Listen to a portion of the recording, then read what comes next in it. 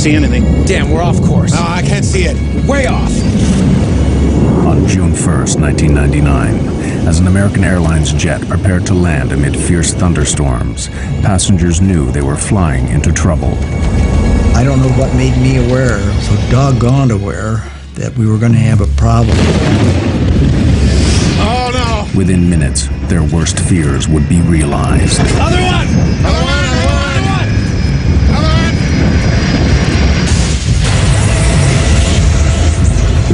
I'm yelling, get away from the plane. Run. Get away from the plane. Yeah, I don't know where we're at, but there's a road that goes around the airport. Well, we got a lot of people hurt. This film tells the story of a tragic and avoidable disaster. The investigation would reveal a lethal combination of pilot error, the devastating effects of severe weather, and a dangerous race to keep the plane on schedule. It would also uncover disturbing evidence of an industry-wide failing, one that could kill again at any time.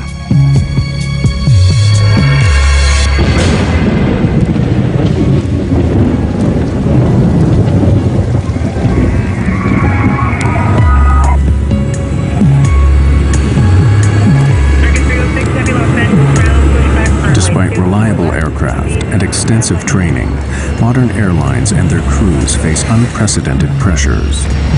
Intense industry competition demands that the whole system, from the flight planners to the pilots, be efficient and on time. The stresses this can bring would play a vital role in the loss of Flight 1420.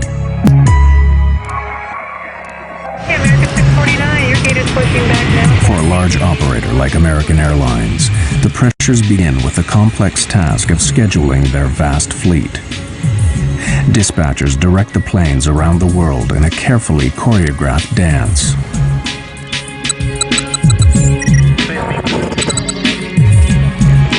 The strain of maintaining this efficiency affects the entire system. Of course, competition has become very intense, a lot of pressure on the dispatchers, pilots, flight attendants, and basically the whole infrastructure to accomplish the mission and make a dollar. Every effort is made to ensure that nothing disrupts these fragile schedules. But there is one variable that no airline can control: the weather.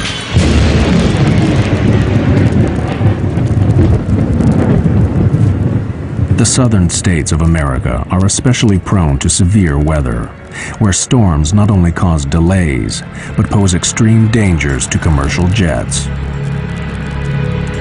Delays, scheduling problems, and fierce thunderstorms would all conspire to turn a routine flight into a terrifying race against time. On June 1st, 1999, American Airlines Flight 1420 is running late. The movement of the storms, everything is sliding to the southeast. So yes, we do have a stormy evening headed our way. The delay of Flight 1420 put pressure on the pilots even before takeoff. The responsibility can fall on flight crews to keep a tight schedule on track. Dispatch, please. Yeah, it's Michael Arago. Crews have strict legal limits on their duty time. The first officer warned the dispatcher that they were in danger of running out of time. Duty time limit at around 11:16. The flight had to take off within the next hour or be canceled. And the pilots also became aware of another pressure caused by deteriorating weather near their destination. The pilots had a weather briefing that they got before they departed Dallas-Fort Worth, which provided the forecasts, the weather alerts. The dispatcher and the captain preparing for the flight looked at the weather information and thought they could get to Little Rock before the thunderstorms impacted. The 139 passengers just wanted to get home. I was traveling with my son and my daughter. We were coming home from our vacation. It was my daughter's first flight. The plane was late and there were a lot of delays, of course. It was tiring, it was frustrating, it was late at night. They soon began to sense that Flight 1420 was racing against the weather. As they called for us to board the plane, they wanted us there and just to get on really quickly. Just get on, sit down, put your seatbelt on, we're going. They did mention that there was bad weather between us and Little Rock. They wanted to get ahead of the bad weather coming into Little Rock. Finally, over 2 hours behind schedule, Flight 1420 leaves Dallas. Unknown to the crew, the storms are already moving towards Little Rock. 40 minutes later, Flight 1420 is 100 miles from its destination. At this point, the voice recorder transcript reveals a calm and steady cockpit routine. American 1420, you gonna still want lower? So far, it's okay. So far, so good, ma'am. American 1420 will let you know. The first officer on American 1420 was a new hire. He had just recently completed training, and he had been paired on one of his first trips with this management captain. So now you had a very experienced pilot sitting in the left seat with the company, paired with a relatively new hire. Bushman and Oragel are clearly relaxed as they plan their approach and landing. 25 for 24, set and armed. Think this stuff's gonna work out pretty well? Yeah, we're almost down to max landing weight. There's a moon out. Or a spaceship. Oh, it's the mothership. Center pump's coming off. All right. The pilots are keeping a close eye on the storms ahead. Onboard weather radar scans a cone-shaped area of sky in front of the plane. Potentially severe storms show up in red. There's your big what diddly. Yeah, we gotta get over there real quick.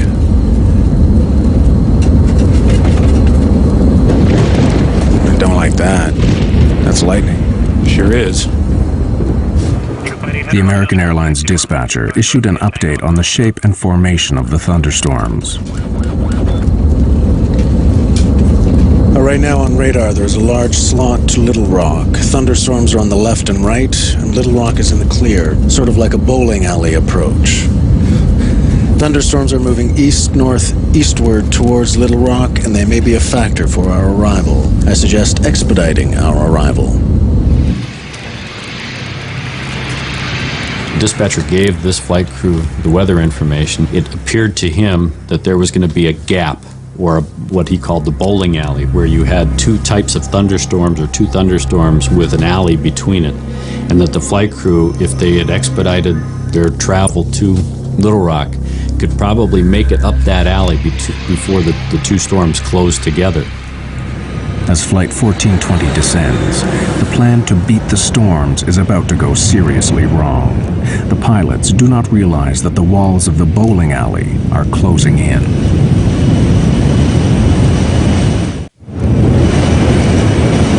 The route flown by American Airlines Flight 1420 is flanked by treacherous thunderstorms, a corridor the pilots call the bowling alley. With 80 miles to go, the route to Little Rock still appears to be clear. This is the bowling alley right here. Yeah, I know. In fact, there are the city lights. Straight there. You want to go down? Not yet, but pretty soon. We're about 80 miles from the airport, and we started our descent toward it.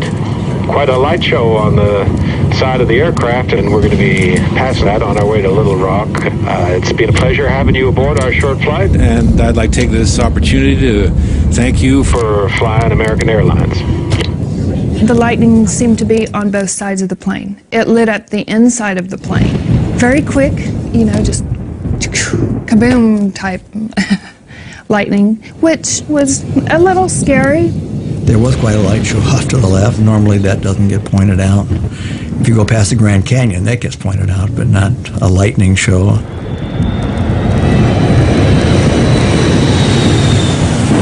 As the plane descends, transcripts of the cockpit voice recordings show that the pilots are aware of rough weather ahead.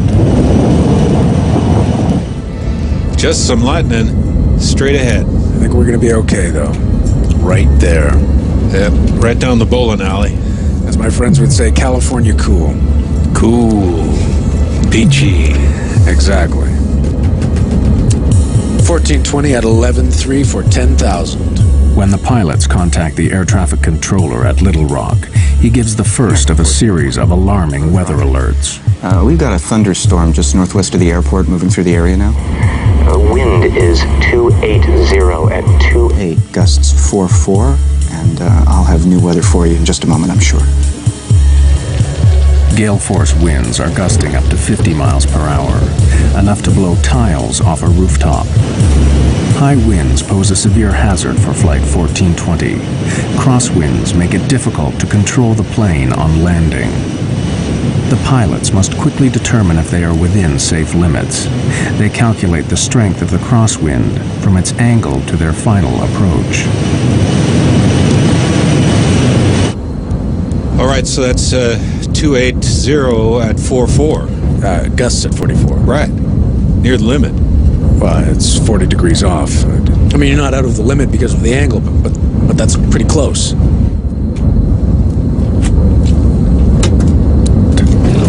Flight attendants, prepare for landing, please. The pilot's attention now returns to the bad weather ahead. He said the storm was to the northwest of the field? You said northwest. Yeah. Lightning strike, you said storm.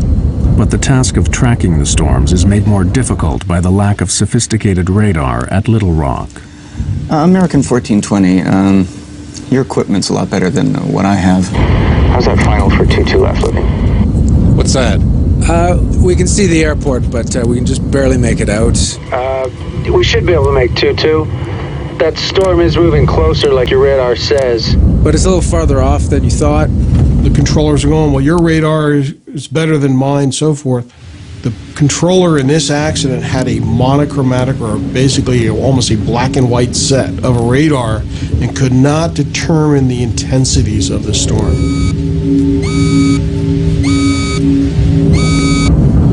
The controller calls in with more bad news. Wind shear is a sudden change of wind direction over a short distance. It is one of the most feared elements of a severe thunderstorm. To combat constantly shifting winds, the pilots are forced to throw away all their previous approach plans and start again. They have to reverse the direction of their approach, so they will be landing into the wind. Yeah, we're gonna need, We would rather go into the headwind, sir. The pilot's decision to land in the opposite direction is a prudent move, but it will create serious problems. Okay, right turn 250. The long way around? Yes, sir, you're a little close to the airport. Yeah, right. 250, that'll work. As the pilots turn to the new approach, the aircraft's weather radar, which scans in front of the plane, loses track of the thunderstorms. Worse still, the turn delays landing by more than 10 minutes, and with every passing moment, the storms are growing in intensity. Runway 4 right, 111.3042. I think that was the airport below us. Yeah, right, okay. Switching runways, keeping track of the storms, all adds greatly to the pilot's heavy workload. Okay, 2217, glide slope, intercept all the way down. Missed approached, right turn to 4000. Let's see, you got the airport, right? So Yeah, I don't have the airport. Well, I'm saying you've got the ILS. Yeah, I got the ILS. Airline pilots, they make their money when they're flying into bad weather. When the weather goes down, now all of a sudden the workload starts to increase because you have to factor in low clouds, rain, lightning, thunderstorms, wind. All of these elements start to bombard you the closer you get into the airport environment. American 1420, it appears we have a second part of this storm moving through. The wind now is 340 at 16, gusts 34. With the storms worsening, the pilots need to make it to the airport as quickly as possible. You want to accept the short approach, keep it tight? Yeah, but if you can see the runway, because I don't quite see it. Yeah, it's right there. All right. See it? You just point me in the right direction, I'll start slowing down. Give me flaps 11. The transcripts now reveal rising confusion on the flight deck as the captain struggles to fix the position of the airport. Okay, did you notice something? Did you see the airport there? Where? There, okay? Right. You're on a base for it, okay? It's right there. Well, I'm on a base now? It's like a dog leg. We're coming in, and there it is, right there. I lost it. I don't see how we can maintain visual. The pilots now abandon their direct visual approach and request help from Little Rock's instrument landing system. But this delays landing even further. Approach, American 1420. American 1420, yes, sir. Yeah, there's a cloud between us and the airport, and we've lost the field.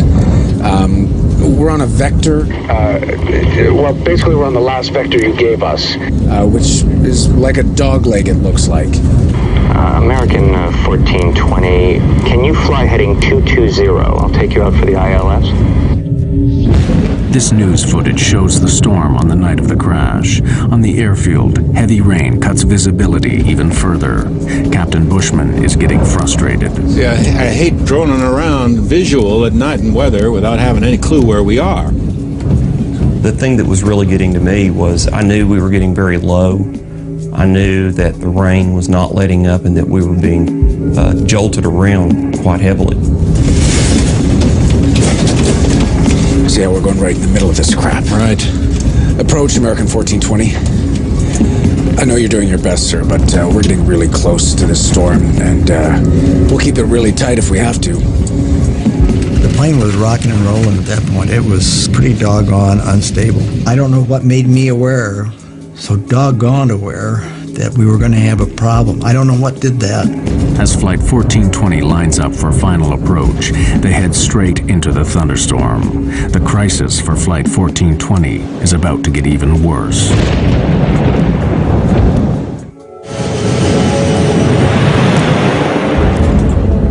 With Flight 1420 minutes from touchdown, severe thunderstorms give the pilots another major problem.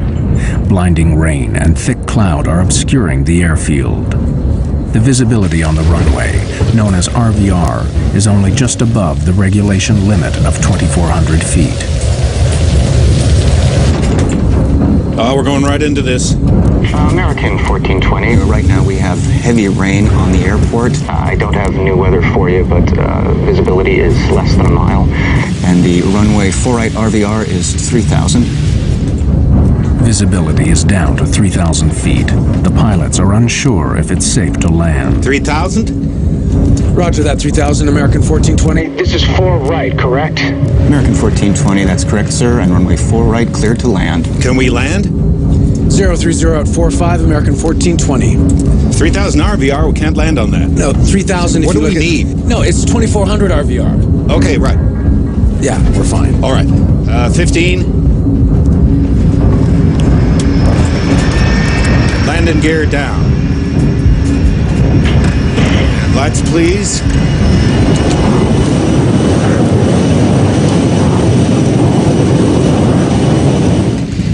As we descended through a very dark black cloud. The rain seemed to be going horizontal. It was windy enough, apparently outdoors, that the plane was moving around a lot. I'd never done this before. I buckled up really tight, almost uncomfortably tight, and I was concerned enough. I put my shoes back on and got ready to go. There was something going on that made me very nervous. The crosswinds are way over the limit.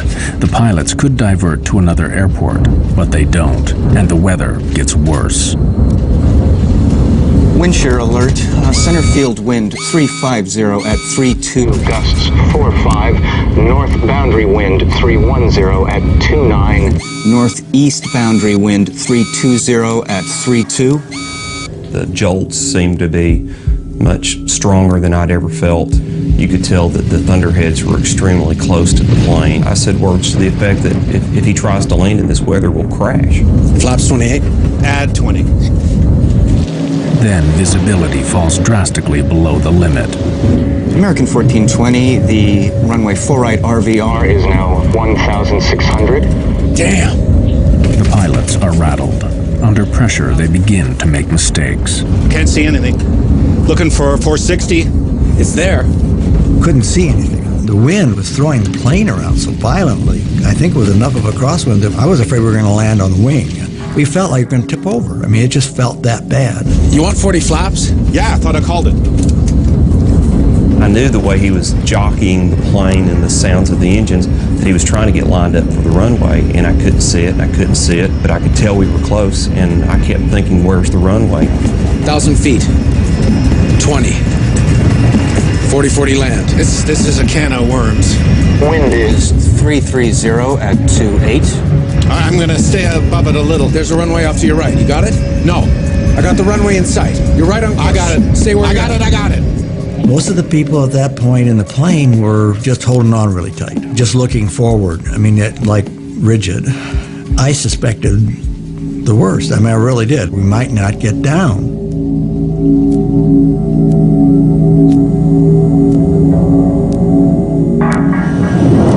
In the midst of fierce thunderstorms, Flight 1420 is about to land at Little Rock.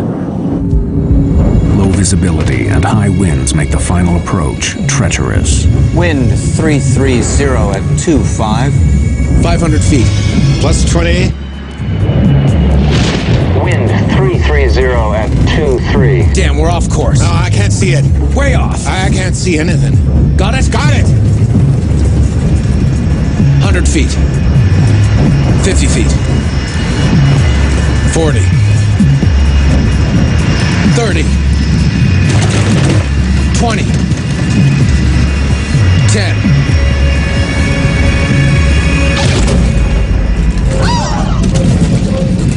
We hit the runway real hard. We didn't slow down. We're down. We're sliding. Oh, no. We were still going very, very, very fast, and at that point, I thought, we're dead. On the brakes!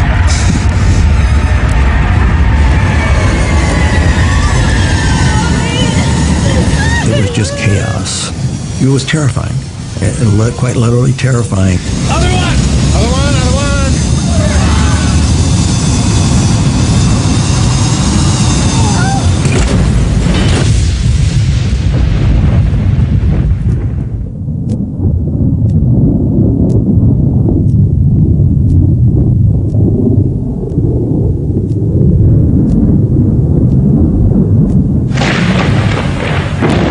When the plane actually stopped, there was a moment of absolute, total silence. There was fire in front of me, and I could see debris, and it was silent. And I thought, oh my gosh, I'm dead.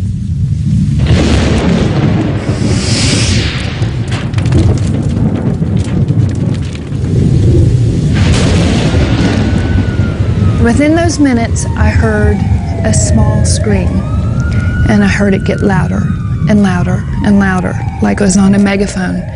And it hit me, that's my daughter. And it's like, oh, okay, we've got to get out of here. You know, we got to do something. The passengers struggled to get out before fire engulfed the cabin. I had a broken scapula, dislocated shoulder, and cracked ribs, and all sorts of stuff going on, but I didn't feel a thing. I just wanted to get out. I was not going to die in that thing. I got out of that plane probably in 10 seconds. It's like being in war. Go, go, go. I'm yelling, get away from the plane. Run. Get away from the plane. Go, go, go.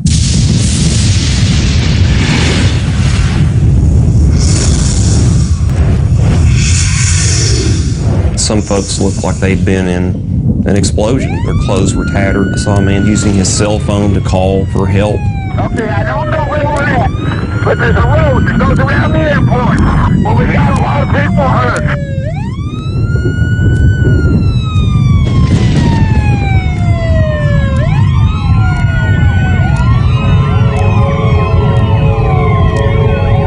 Traveling at almost 100 miles per hour, the aircraft ran off the end of the runway, plowed down a 25-foot embankment, and slammed into a steel walkway. The plane was ripped into several pieces. The wreckage finally came to rest on the muddy banks of the Arkansas River.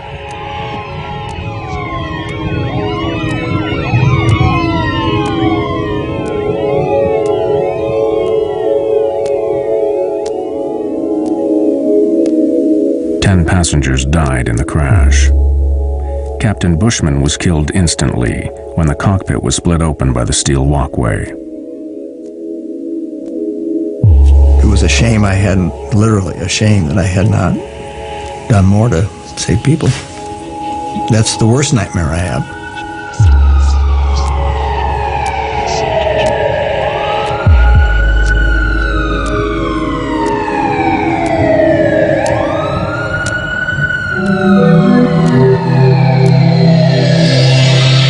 The U.S. National Transportation Safety Board was notified immediately. Greg Feith was the NTSB's chief investigator. The night American 1420 happened, I received a phone call about 1 o'clock in the morning from our communications center at the NTSB advising that there had been an aircraft accident at Little Rock and there may be some fatalities involved. Fellow investigator Don Ike was quickly on scene. There's a sense of adrenaline as an accident occurs like this, where you're being launched to the accident scene. And there's a strong urge to get there, to try to find out what happened, to document the facts so we can prevent it from happening.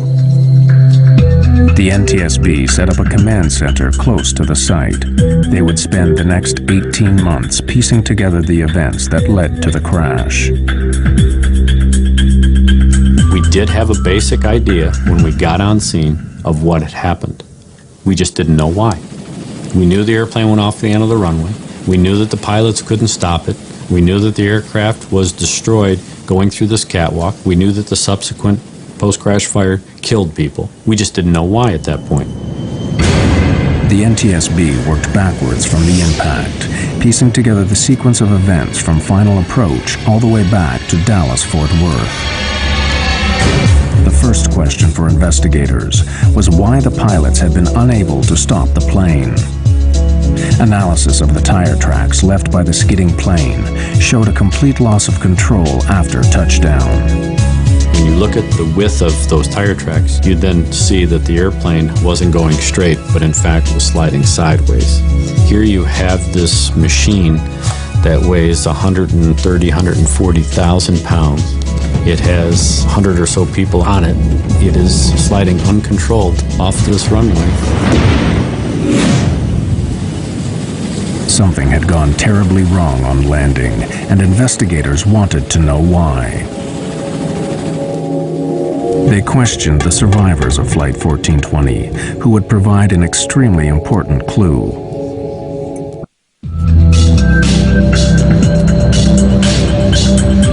The NTSB needed to find out why the plane slid uncontrolled off the runway. They set out to interview surviving passengers, many of whom were local to Little Rock. Their eyewitness testimony would point the inquiry towards the most important mechanical system used to slow a plane down after landing. We were really interested in were those passengers that were sitting in a position right near the wings who could look out the windows and tell us whether they saw the ground spoilers deploy.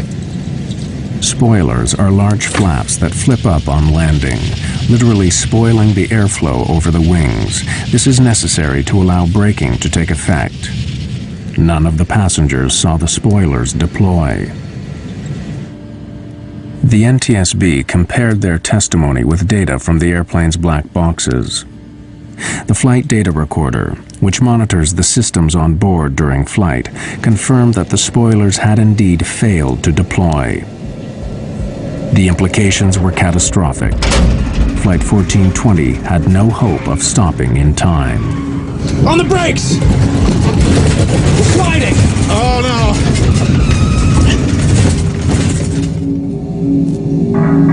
So was the failure of the spoilers to deploy a mechanical problem? Or in the confusion of final approach, was it pilot error? To find out, the NTSB would make clever use of the cockpit voice recorder, or CVR. You want 40 flaps? Yeah, I thought I called it. One of the key elements that the CVR team was listening for was the setting of the spoiler handle. We saw on the flight data recorder that the ground spoilers didn't deploy.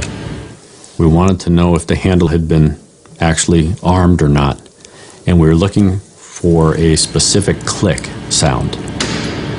We couldn't find that sound on the accident CVR, which led us to believe that the handle was never in the armed position at touchdown.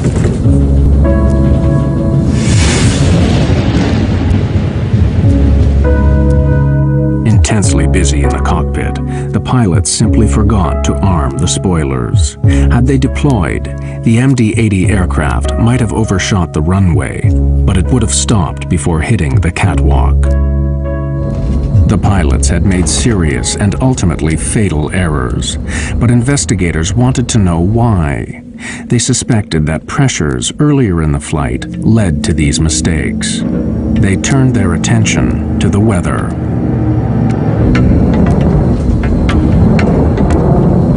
It was clear to us that severe weather had been in the area around the time of the accident. How it played a part was one of the things we had to try to discover. And putting the radar images in, the observations, trying to put it all together, would take weeks, of course, to get this information done.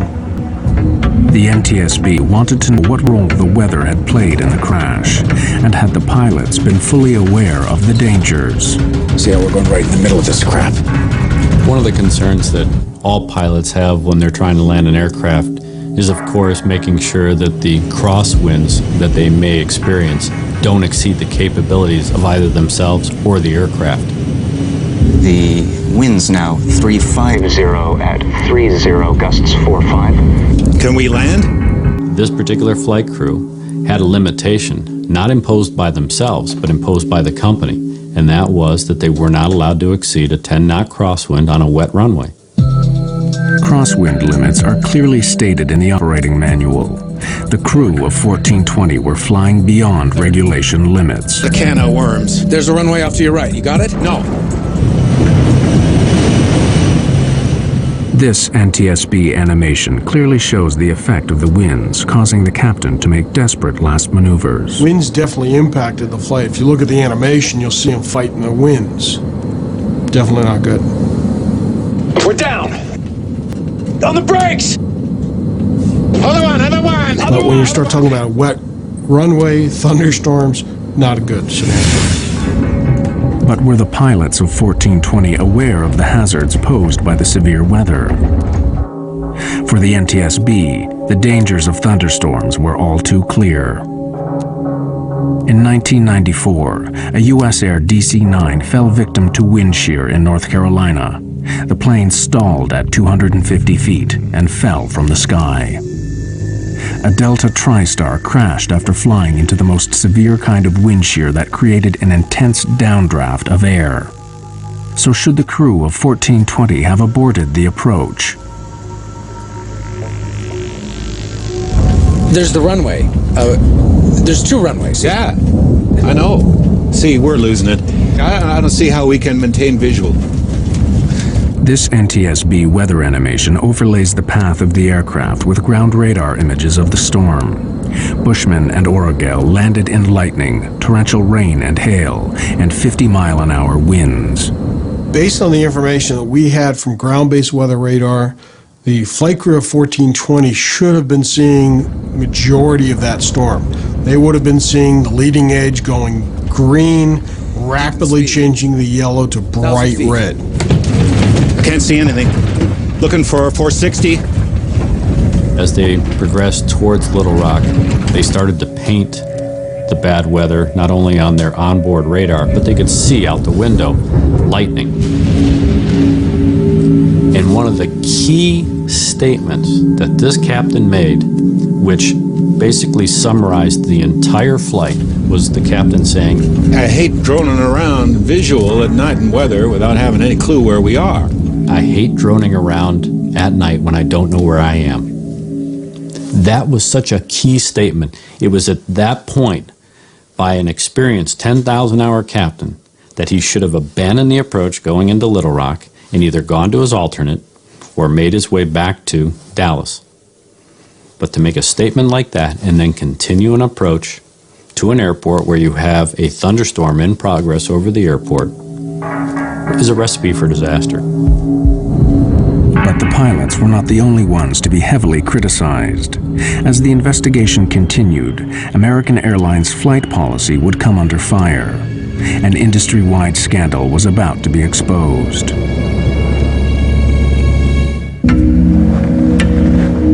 For months after the crash of Flight 1420, the NTSB dug deeper into the circumstances surrounding the Little Rock accident.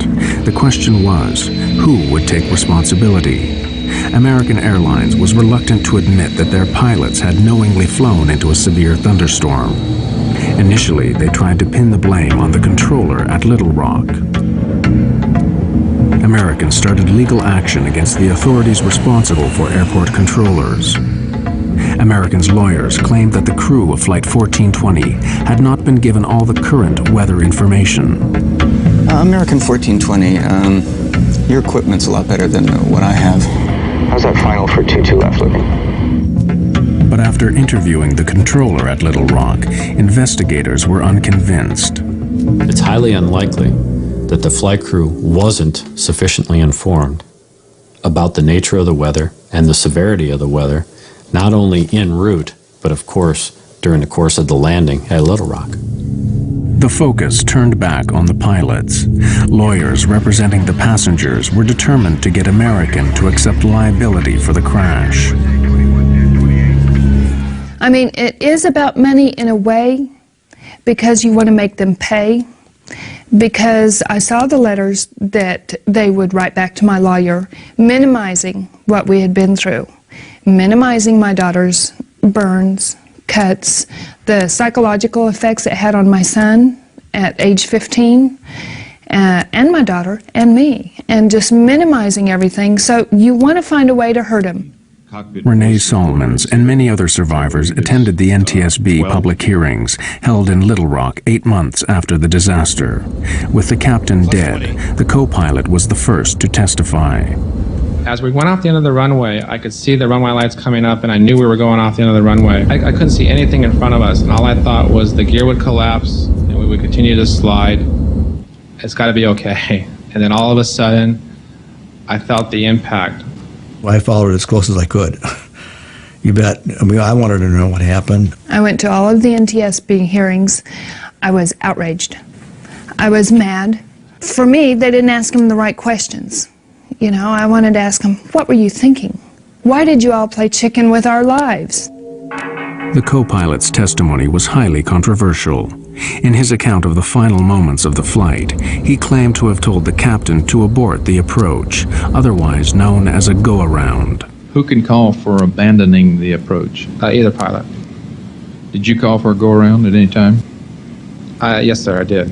It sounds like after reviewing the tape, you can definitely hear the go and the around. It seems like he talked the same time I did, and I looked over at him, and he brought the airplane back on course. However, when NTSB specialists studied the cockpit voice tapes, they couldn't hear this statement. Damn, we're off course. Oh, I can't see it. We're way off. Even though he stood by that statement, we could never validate it. That led to a controversial finding because we weren't really sure if that took place or not. The NTSB asked tough questions of the co-pilot, but was American Airlines training also at fault? Greg Feith put an American Airlines manager on the stand. What were the company rules for pilots flying near thunderstorms? When asked the question, he basically responded that he just didn't want his pilots flying into that type of weather. Our pilots are forbidden to enter or depart a terminal area blanketed by thunderstorms. To the NTSB, this policy simply wasn't clear-cut enough. Well, that's a very subjective call for a pilot. Pilots need boundaries. You have to set limits. If there's convective activity, that is thunderstorm activity, it's within 5 nautical miles of the airport. There's lightning, there's wind shear. Don't go there.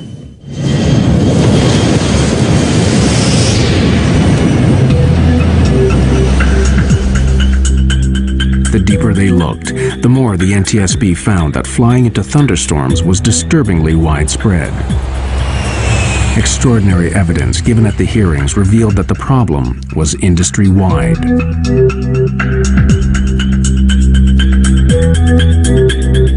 Experts from MIT spent weeks recording the flight paths of planes landing at Dallas-Fort Worth. They waited for thunderstorms and watched how pilots reacted. Their animation plots the planes coming into land, overlaid with radar images of the storms. Anything yellow or orange is a potentially severe thunderstorm. Of the 2,000 encounters with thunderstorms, 2 out of 3 pilots flew into the storm and landed their aircraft. I was very surprised by the testimony at the public hearing, given the fact that they're flying the best equipment, typically have the best training, have the best information available to them. For those decisions to be made to continue into harm's way, it was very surprising to me that they tried to do that. Pilots know that if we go into that thunderstorm, we may not come out of that thunderstorm, and if we do, it may not be basically in one piece. Why did so many pilots fly into danger? The MIT researchers found pilots were more reckless if they were behind schedule, if it was night, and if aircraft in front of them were also flying into bad weather. In the Little Rock case, 2 of those 3 elements were present. It was night, and they were running late.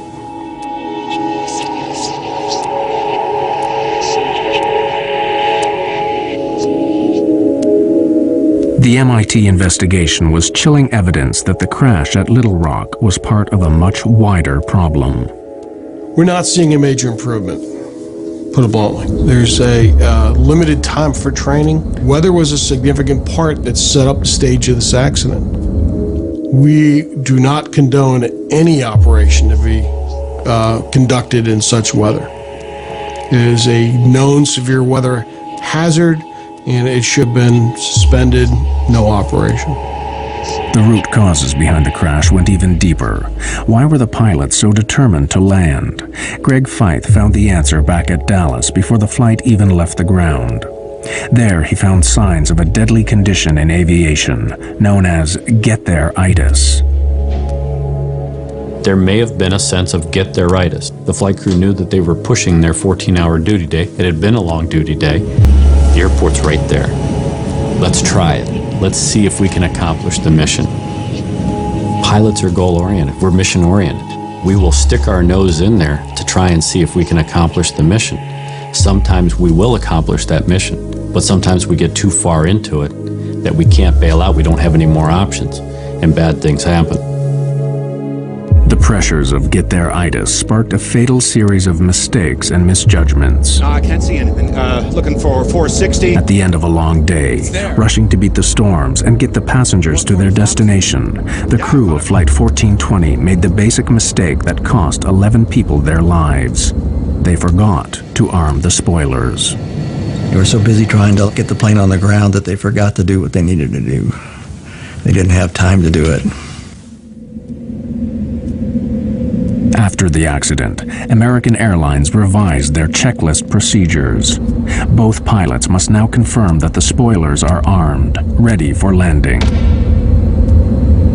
In October 2001, the NTSB published their report. They concluded that the 2 main causes of the crash were first, the decision to land in a thunderstorm, and second, the pilot's failure to arm the spoilers. American Airlines declined to take part in this film or comment on the findings. As an investigator, I had over 2 years to basically criticize and determine what the captain was trying to accomplish. That particular captain had seconds to make decisions based on the information he was getting. And while it's unfair for an axe investigator like myself to start pointing the finger, I wasn't there. I blame them, but I'm not angry per se at them. I don't waste my time with anger on them. They'd got nothing but flack. You can understand it, but I can't understand a person, wanting to kill himself either.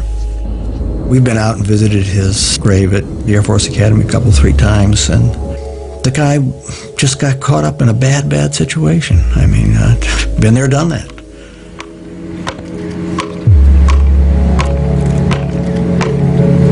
year after the crash, the survivors of Flight 1420 gathered at the site to remember those who died. For surviving passengers, the effects of the crash are long-lasting and profound. We, as a family, worked long and hard to work through it. We had many talks. It blew apart a lot of relationships. You find out who your real friends are. I cannot do enough to mitigate what happened to the individuals on an airplane. Life is a precious thing, and you're definitely here for a very short time. All of a sudden, your life looks like about a second and a half long. People ask me if I'm okay. Well, no, I'm not okay. No, we'll never be okay. I mean, what is this okay stuff? You're different. And deal with it. I mean, that's the way we're going to be. The day after it happened, when Adam and I were in the hospital in Samantha, Adam and I got up and we looked out the window and we just couldn't believe that life went on. We just couldn't believe cars were driving and it was sunny and life went on, because for us, life stopped.